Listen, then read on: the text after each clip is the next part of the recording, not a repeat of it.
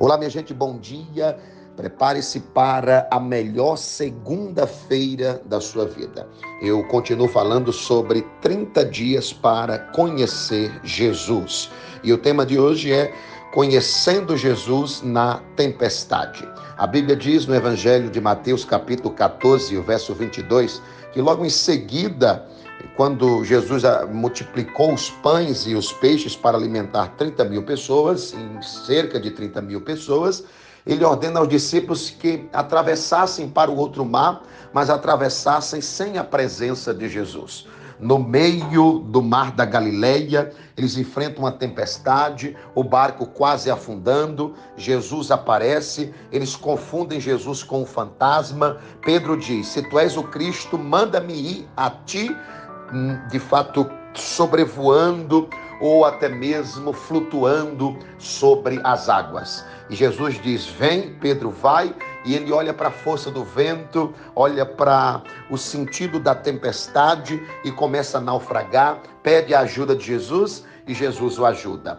Há 3 sinais no meio dessa tempestade que indicava que aquela tempestade era para que eles conhecessem Jesus de uma forma mais profunda. O primeiro sinal é que a tempestade ela não é destrutiva, mas ela é instrutiva. Aquela tempestade veio para ensinar aos discípulos de que nem sempre Jesus vai dar a garantia de imunidade contra a tempestade. A garantia que Jesus dá é chegar no lugar que ele prometeu, o lugar que você almeja chegar, dentro da vontade de Deus você vai chegar.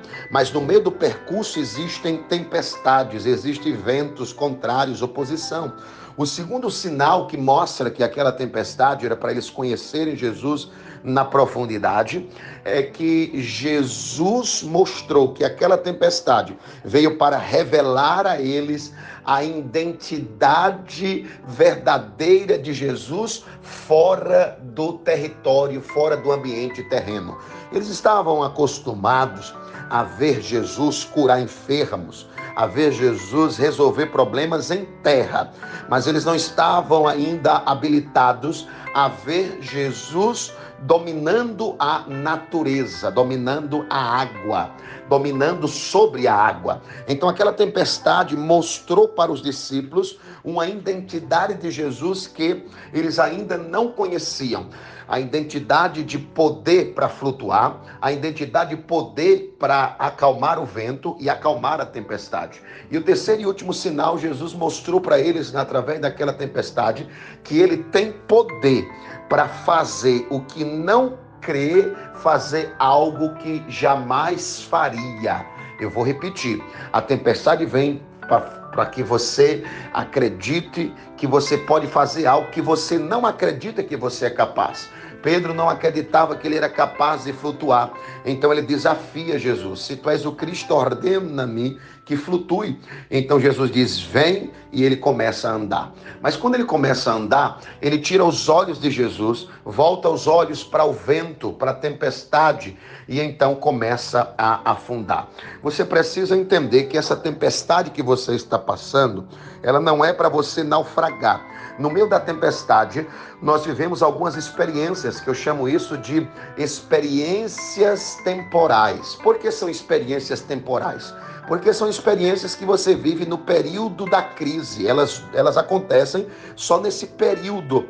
Mas você tem que entender que se você não souber aproveitar a experiência do meio da tempestade, você vai afundar, você vai naufragar e não vai chegar no destino que Deus tem preparado para a sua vida. Todo pescador é um exímio nadador, mas Pedro estava tão tomado pela força da experiência que tirou o olhar de Jesus. Esse é o problema das pessoas. Elas se sentem tão assim entusiasmadas com a experiência que se esquecem de quem está proporcionando a experiência, e uma vez se esquecendo disso, eles começam a errar naquilo que sempre acertaram.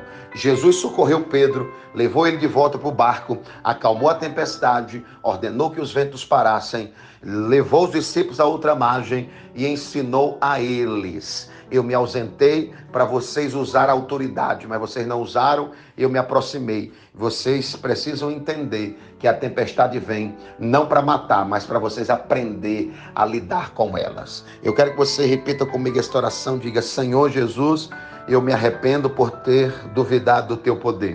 Eu me arrependo por ter tirado o olhar de ti e colocado o meu olhar na experiência. Eu me arrependo por ter duvidado da promessa que o Senhor me fez de alcançar o resultado que eu almejo, que é o cumprimento da tua promessa. Hoje eu aceito que essa tempestade é para me aproximar mais de ti. Em nome de Jesus. Amém e graças a Deus. Deixe a sua curtida, o seu comentário, se inscreva no meu canal, envie essa palavra para todos os seus amigos e que Deus te abençoe.